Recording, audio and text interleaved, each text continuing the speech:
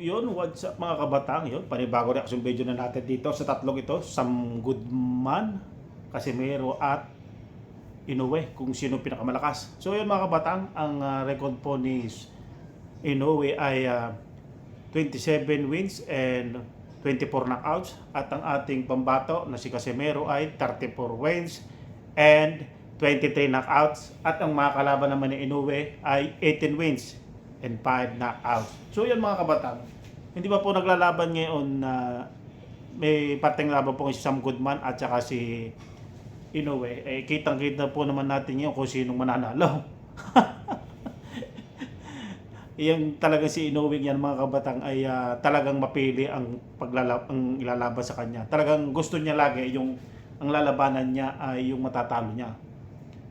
Tingnan niyo naman mga kabatang ang mga record nila. Kay Inoue ay 27 wins kasi nakapanalo na yan kay Nere, at 24 knockouts na yan.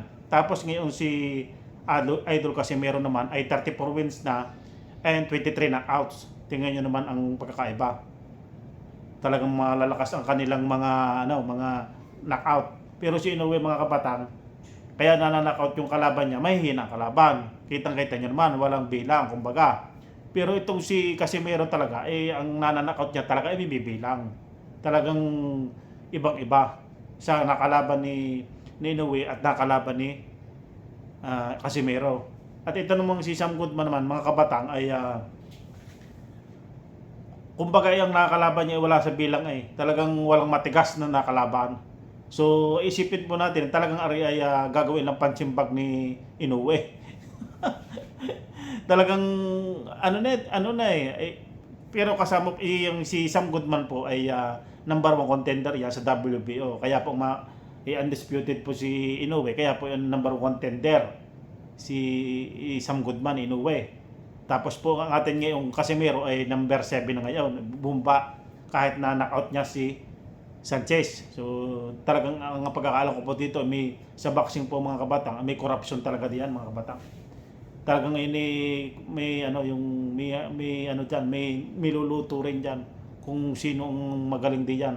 Kung ayaw nila ng boksingero, pwedeng ibaba ang rating niyan.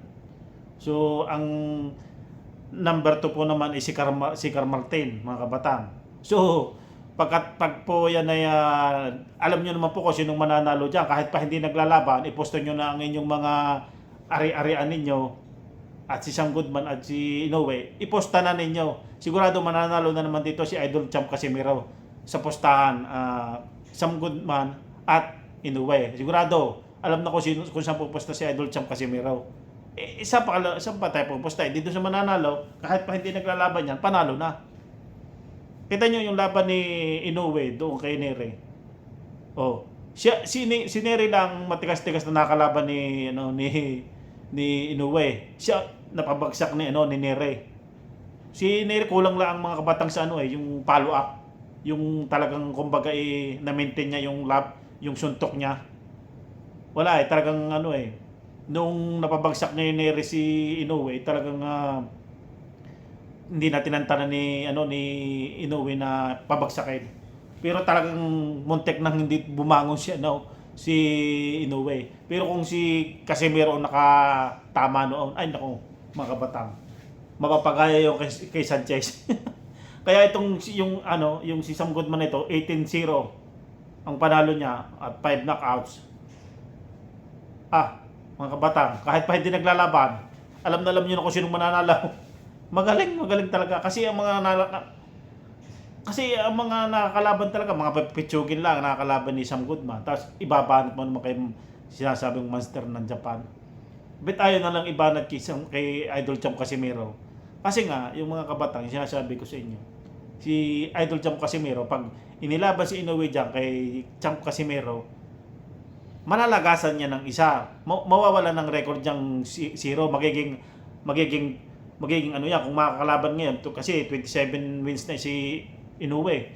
Magiging yan kung kalabanin niya si Casimiro kung ngayon, kung ipapalit si Sam Goodman, magiging yan 27-1.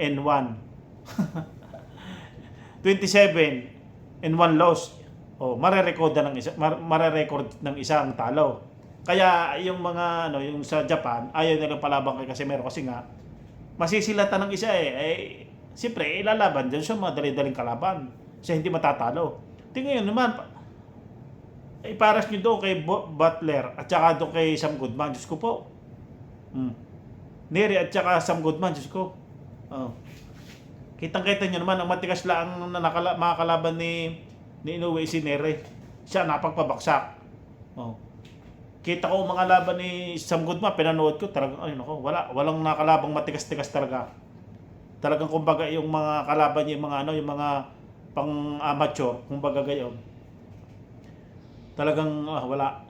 Talagang dito sa boxing na ito, yung ano, pag ikaw ay gusto ng mga promoter na kuha yung parang usap-usap baga, pag ikaw hinawakan talagang palalabanin ka doon sa ano, palalabanin ka doon sa madali-daling kalaban, kagaya ni Uwe.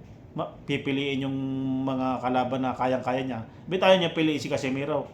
Oh, di ba mga kabatang? Kaya sino sa tatlong 'yan ang mga kabatang, sino sa tatlong 'yan? Casimero, Inoue, Sam Goodman ang pinakamalakas. Sa akin, kitang-kita niyo na sa mga record at sa mga laban kung sino ang pinakamalakas. Si Idol Champ Casimero. Kaya mga kabatang, sa